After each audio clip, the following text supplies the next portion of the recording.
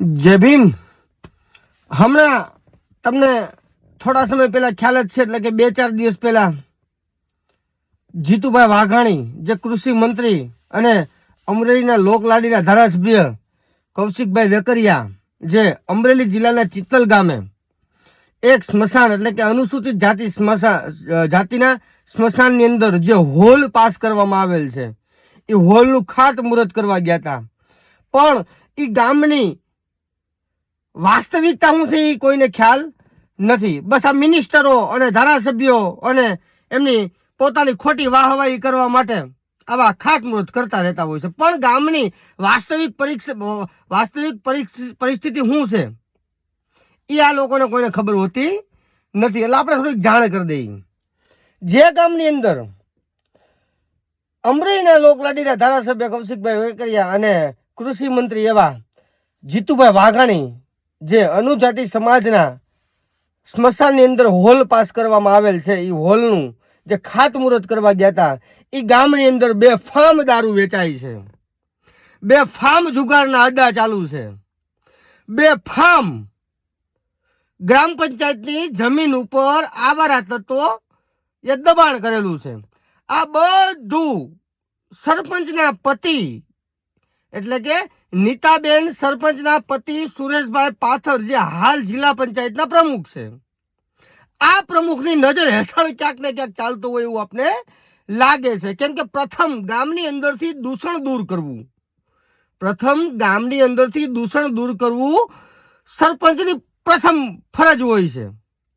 પણ અમારા ગામની અંદર સરપંચે કોઈ દિવસ એવું કાંઈ કાર્ય કર્યું હોય એવું મને લાગતું નથી. અને અનુસૂચિત જાતિ સમાજ અને દલિત, મુસ્લિમ, દેવી પૂજક, વાલ્મીકી, આ લોકો આરે તેને હું તકલીફ છે કાંઈ સમજાતું નથી.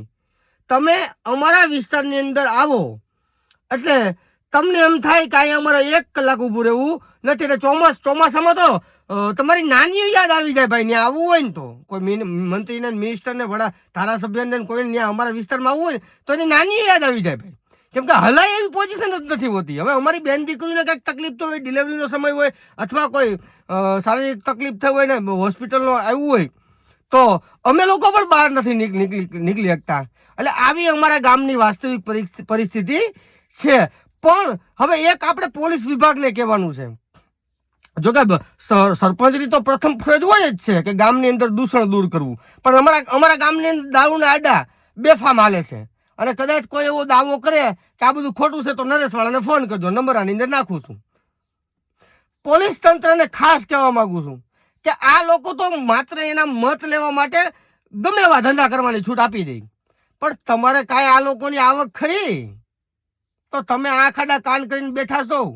અને કદાચ પોલીસ તંત્રને નો ખ્યાલ હોય ક્યાં આડા આવે તોય મને તમે કહેજો ક્યાં દારૂના આડા ચાલે છે, ક્યાં ગાંજો વેચાય છે, ક્યાં જુગારના આડા ચાલુ છે. આ બધું તમે મને કહેજો, હું તમને હાથોહાથ બધું પકડાવી દઈશ. હાથોહાથ કહીશ કે અહીંયા આ વસ્તુ છે. અને ક્યાં ગામથી ચિત્તલની અંદર દારૂના ગાડી ઉતરે છે એ તમને કહી દઈશ. એટલે ચિત્તલની અંદર જે લોકો દારૂ દે છે એ ખાસ ધ્યાન રાખજો. હવે ક્યાંક તમારા રોટલા અભડાઈ ન જાય અને તમારા ઝાકુબ ના દેતા તમારી પૂરતા સીમિત રાખજો. ચિત્તલ ગામને સ્પર્શવા ન પડે, નહીતર તમારી નાની યાદ કરાવી દઈશ. એટલે આપણે પોલીસ પ્રશાસનને પ્રથમ કહેવા માંગીએ છીએ કે તમે આ ખાડા કાન કરવાનું બંધ કરી દો.